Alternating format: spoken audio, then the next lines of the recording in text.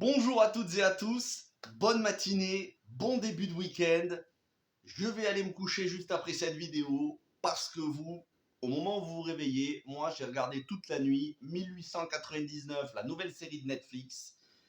Et je ne sais pas comment je vais trouver le sommeil parce que ça m'a retourné le cerveau. C'est un régal, non dénué de défauts. Et justement, il a fallu que j'insiste. J'avais commencé la série hier, vendredi matin. J'ai failli l'arrêter en cours de route tellement je m'ennuyais en début de saison. Mais après avoir regardé toute la nuit parce que je ne trouvais pas le sommeil, alors je me suis dit autant mettre le temps à contribution. Après avoir regardé tous les épisodes, je peux vous dire que c'est une série qu'il faut absolument regarder. En même temps, c'est les showrunners de Dark, la série Netflix allemande en 3 saisons. Si vous avez aimé Dark, vous allez encore plus vous régaler avec 1899. C'est perché, hein, mais c'est perché dans le bon sens du terme. Ça va vous faire vous creuser le cerveau. Je pense que c'est une série qui mérite plusieurs visionnages. Après, je ne sais pas si j'aurai la patience de regarder parce que les épisodes sont quand même longs. Hein. Ça dure 1 heure chacun. Non dénué de défauts. Ça va être très compliqué de vous en parler sans spoilers, alors je vais vous faire une très courte partie sans spoilers, et ensuite je vous ferai une partie un petit peu plus longue, même si je ne vais pas vous faire une vidéo d'une demi-heure, parce que on en parlera probablement dans un live dans les prochaines semaines. Alors, comme je vous disais, ce sont les showrunners de Dark. Dark, la série allemande sur Netflix en 3 saisons, voyage dans le temps, enfin, plein de choses bien dérangées au niveau du cerveau qui vous fait vous remuer les méninges. Une partie du casting de Dark a été reprise, notamment l'acteur principal qui joue ici le capitaine. Donc l'acteur s'appelle Andreas quelque chose, mais je me souviens plus parce que je ne veux pas écorcher les noms en allemand, c'est compliqué.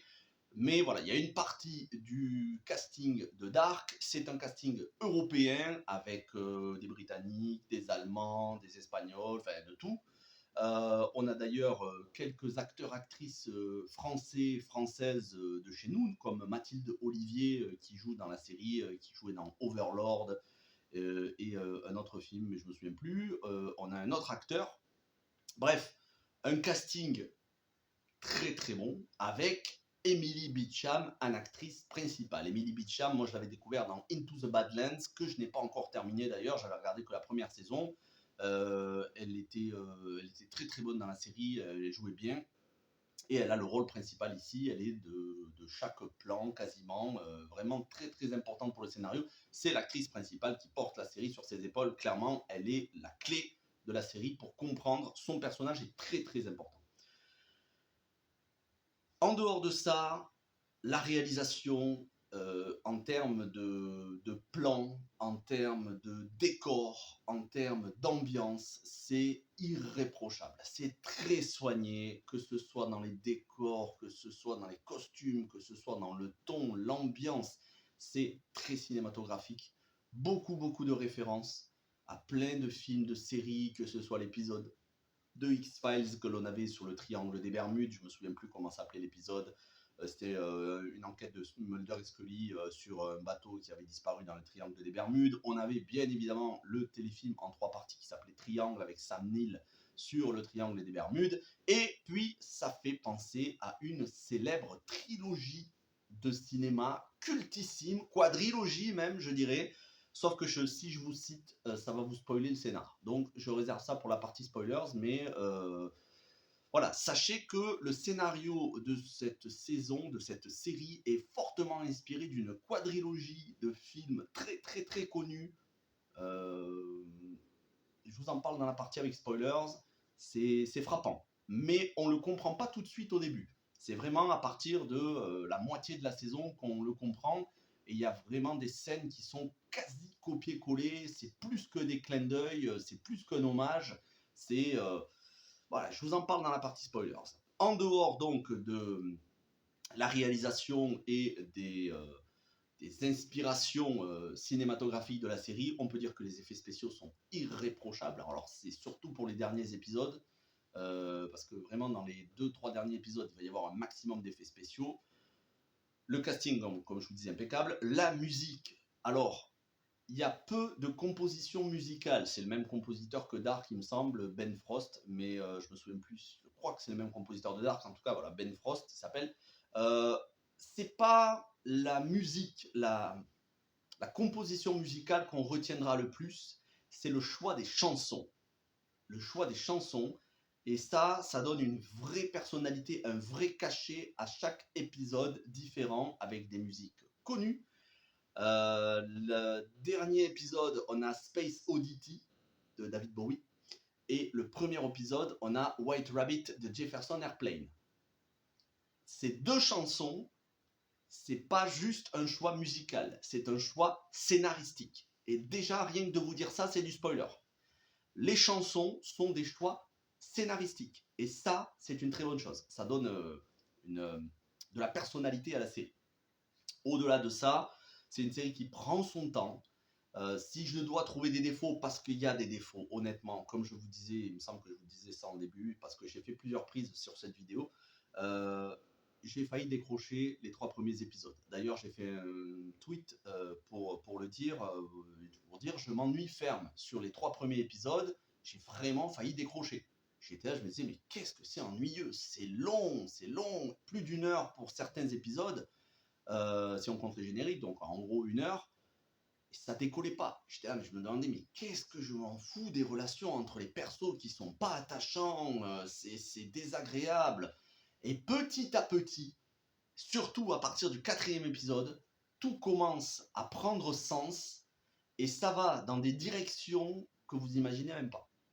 Mais c'est vraiment un régal. Et de l'action, alors que les 3 premiers épisodes sont assez lents, il se passe pas grand chose, même j'ai envie vraiment de vous dire, les 3 premiers épisodes, je les ai trouvés inintéressants, vraiment. Je pense que la série aurait gagné à raccourcir ces épisodes-là, et même à se dérouler sur 6 épisodes.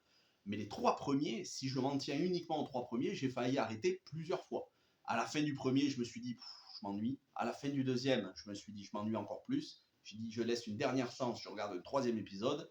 Et là, au 3e épisode, il y a quelque chose qui me fait me dire, allez, je vais quand même donner sa chance parce que j'ai l'impression qu'il y a du potentiel. Et le 4e épisode, vraiment, c'est là où on entre dans le vif du sujet, avec la fin du 4e épisode qui est excellente. Et alors là, à partir de la fin du 4e épisode, c'est lancé jusqu'au bout. Et je peux vous dire que des rebondissements, du mystère, des théories, même si on a quand même beaucoup de réponses dans cette saison, en réalité, on aurait pu en faire une mini-série. Mais c'est vrai qu'avec la fin du dernier épisode, ça va nous ouvrir sur une saison 2 encore plus ambitieuse scénaristiquement et visuellement. Mais ça, ce sera pour la partie avec spoilers. Donc non, la série n'est pas dénuée de défauts. Bien évidemment, c'est un avis personnel. Il y en a certains qui vont dire c'est une série parfaite parce que le créateur de Dark, c'est les plus intelligents. Comme j'ai pu le lire sur Allociné, apparemment, pour eux, c'est une série quasi parfaite. Bon, pas pour moi. Mais c'est pas parce qu'elle a des gros défauts en début de saison qu'elle n'en demeure pas moins excellente au final. C'est ça qu'il faut comprendre aussi. C'est pas parce que on peut être nuancé et trouver au final qu'une série est excellente, alors qu'on a eu du mal à rentrer dedans et au début ça nous a ennuyé. La série arrive à récupérer le spectateur. Alors la série est exigeante. Le spectateur qui veut vraiment se régaler se doit d'être patient et d'avancer, de donner une chance. Celui qui est impatient et qui veut de l'action tout de suite, il va arrêter très rapidement. Voilà, je vous le dis, si vous voulez que ce soit de l'action qui déménage avec des effets spéciaux et des rebondissements dès le début, ça ne va pas arriver. Ça n'arrive qu'à peu près à la moitié de la saison. Mais au moins, ça permet d'installer le ton et l'ambiance. Même s'il y a des arcs scénaristiques selon les personnages qui ne sont pas très intéressants et qui auraient largement pu être enlevés du scénario. Mais vraiment, tout tourne autour du personnage de Mora, jouée par Emily Beecham, et d'autres personnages dont je ne peux pas trop vous révéler dans la partie sans spoilers. Donc, sans rien vous révéler du scénario, c'est une série très ambitieuse, c'est une série bien écrite, qui vous demandera de vous creuser la tête. C'est une série qui demandera un effort au spectateur. C'est pas une série de fainéants, j'ai envie de dire. C'est pas une série où on vous montre tout, où il n'y a pas besoin d'explication, tout est montré. Voilà, ça défile, 45 minutes l'épisode. C'est bien, hein, les séries comme ça aussi, il en faut. Mais là, c'est plus que du divertissement, c'est de la réflexion parce qu'il y a des thèmes philosophiques. Ouh là là, faut être calé. Alors, bon, ça va, moi je vais pas me vanter hein, non plus, mais les thèmes philosophiques qui sont abordés, je les ai étudiés au lycée et même, je vous dis, il y a vraiment un calque sur une célèbre quadrilogie de films que j'ai abordé sur la chaîne. Donc, voilà, si vous aimez cette quadrilogie de films et si vous l'avez comprise, en tout cas si vous en avez compris les grandes lignes, vous devriez comprendre plus facilement 1899, mais c'est une série qui demande du bagage en termes de connaissances et en termes de réflexion. Donc c'est pas, malheureusement, c'est pas à la portée de tout le monde, mais c'est pas grave.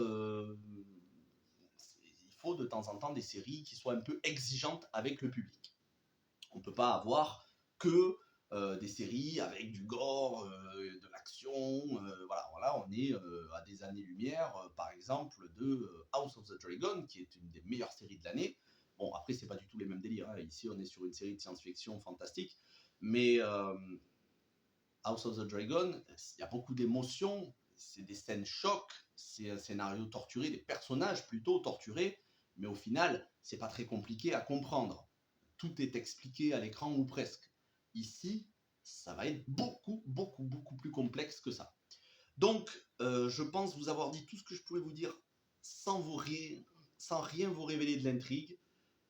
Si vous quittez maintenant, n'hésitez pas à liker, abonner, partager et aller voir ma vidéo précédente qui est très importante à mes yeux sur Terror on the Prairie avec Gina Carano, le film qui est sorti western. Vous comprendrez pourquoi quand vous regarderez la vidéo, pourquoi elle est importante à mes yeux. Et sachez qu'on se retrouvera vendredi, puisque là hier soir il n'y avait pas de live, sachez qu'on se retrouvera vendredi de la semaine prochaine pour un live sur la série l'effondrement économique. Je serai en compagnie de DG de la chaîne Padawam HD. Excellente chaîne, allez faire un tour. Et c'est parti pour la partie avec spoilers. Alors, spoilers, c'est une série de science-fiction qui ne se déroule pas en 1899, mais qui se déroule en 2099, 200 ans, autrement dit 100 ans, presque 100 ans dans le futur, dans notre futur à nous, et dans la série. En réalité, et donc je vous dis la quadrilogie de films, c'est la quadrilogie Matrix, puisque tout ce que vivent les personnages est une simulation. Ils sont connectés à une simulation qui est en train d'évoluer en même temps que le temps qui passe. En réalité, ils sont tous à bord d'un vaisseau spatial, le Prometheus, qui se déroule en 2099. Ça a l'air d'être une mission, soit les derniers humains, soit une mission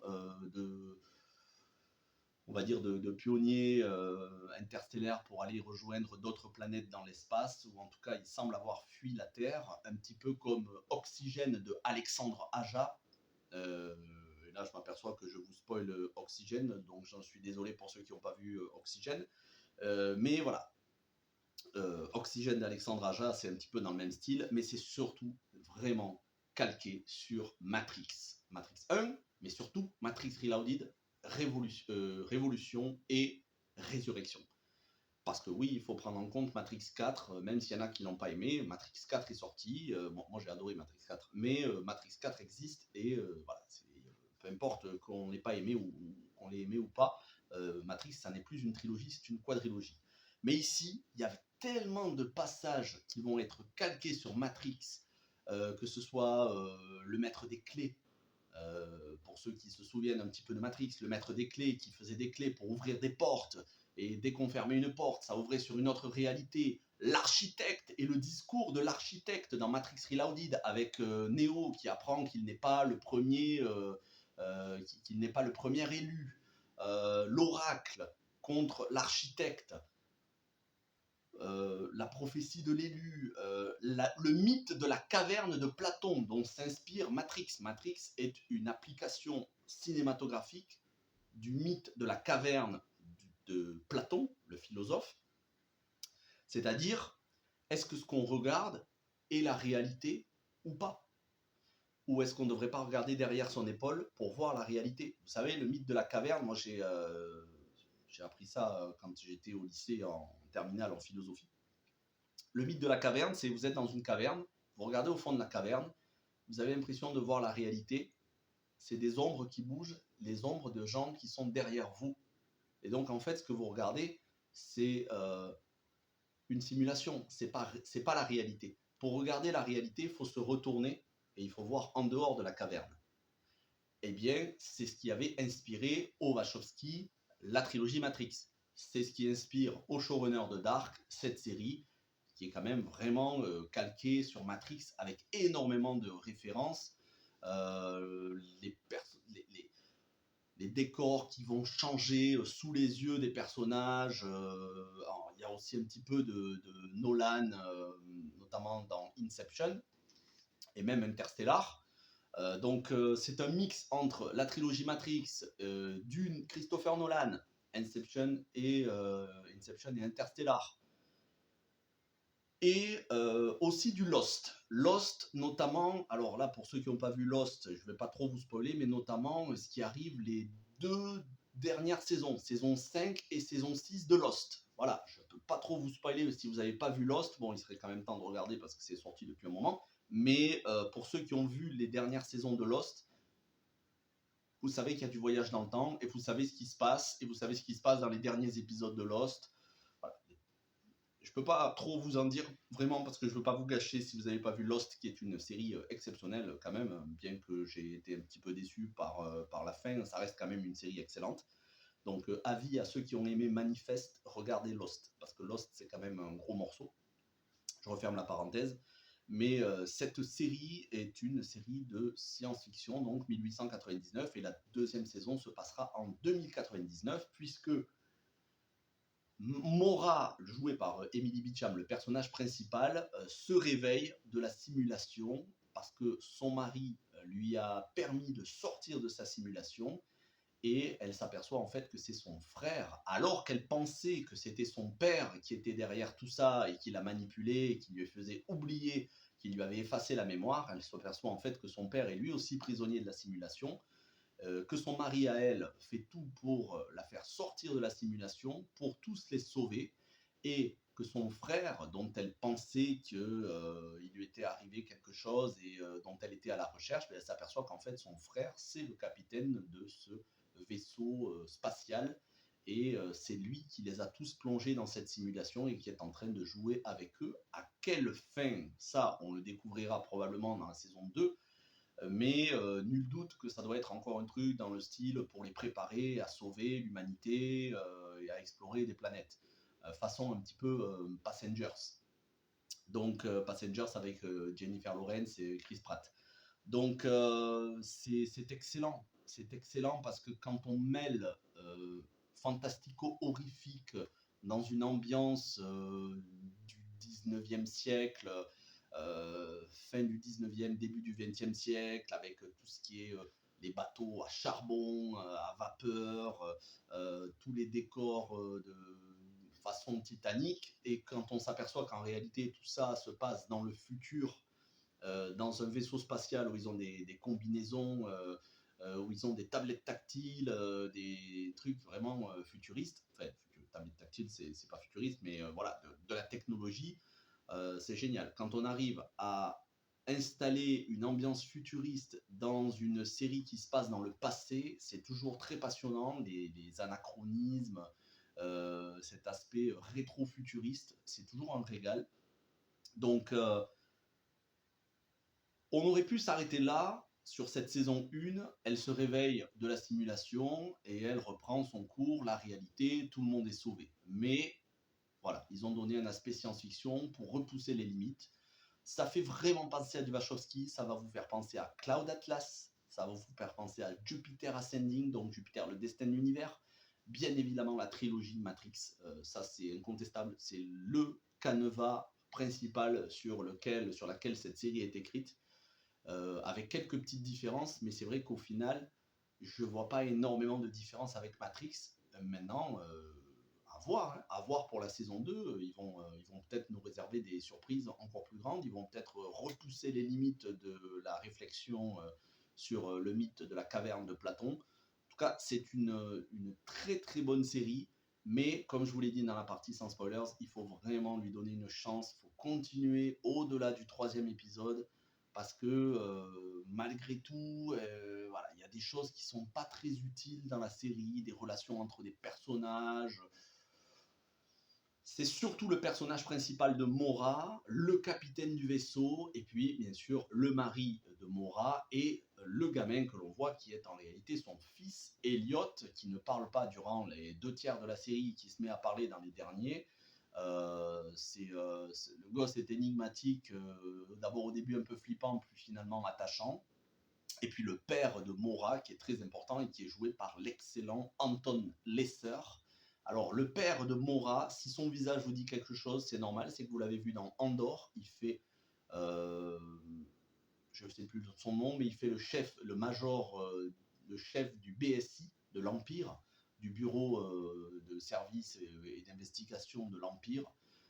Et surtout, il fait Maître Qyburn dans Game of Thrones, le successeur de Maître Pycelle aux côtés de Cersei Lannister. Donc Anton Lesser, beaucoup de charisme cet acteur. Vraiment, lui, j'espère qu'il va avoir encore plein de rôles de personnages comme ça énigmatiques. Il n'a pas besoin de parler, il en impose. En tout cas, c'est vraiment le casting, on va dire, les personnages principaux qui sont le plus intéressants. Les personnages secondaires, ils deviennent attachants au fur et à mesure. Au fur et à mesure, mais c'est vrai que la première partie de saison, les personnages secondaires sont pas très intéressants. Puis ensuite, ils ont un petit peu plus d'émotion, notamment la jeune chinoise qui tombe amoureuse de celui qui s'occupe des fourneaux à charbon, donc Linky qui tombe amoureuse de Oleg. Après, voilà, on a pas mal d'histoires sur chaque perso pour comprendre un petit peu leur motivation, pourquoi ils sont là. Mais au final, on se demande si tout ça n'a pas été inventé, puisqu'ils sont tous à bord du vaisseau spatial, dans des capsules, avec des casques posés sur la tête pour leur faire pour leur embrouiller le cerveau, quoi, pour les connecter à une simulation informatique. Donc, est-ce qu'au final, tout ce qu'on a vu sur ces différents persos ne serait pas totalement inventé? C'est tout à fait probable, mais ça reste quand même au final très très passionnant. Et puis, il y a aussi une réflexion sur Dieu, et ça, j'ai énormément aimé quand on parle du créateur, de la réalité et de ce qu'on pense être la réalité de l'origine de Dieu. Se poser la question, oui, mais on a été créé, ok, un créateur, mais qui a créé le créateur? Et on remonte encore plus en avant, qui a créé le créateur, qui a créé celui qui a créé le créateur, qui a créé celui qui a créé celui qui a créé le créateur. Et donc on peut remonter comme ça à l'infini. Euh, et c'est très intéressant cette réflexion qu'aujourd'hui de moins en moins de personnes se posent, parce qu'aujourd'hui on en est arrivé à des considérations tellement futiles où les gens ne se posent plus de questions et se contentent de respirer, de manger, de travailler et de dormir. Mais ça, c'est des questions importantes à se poser. Et c'est vrai que tout cet aspect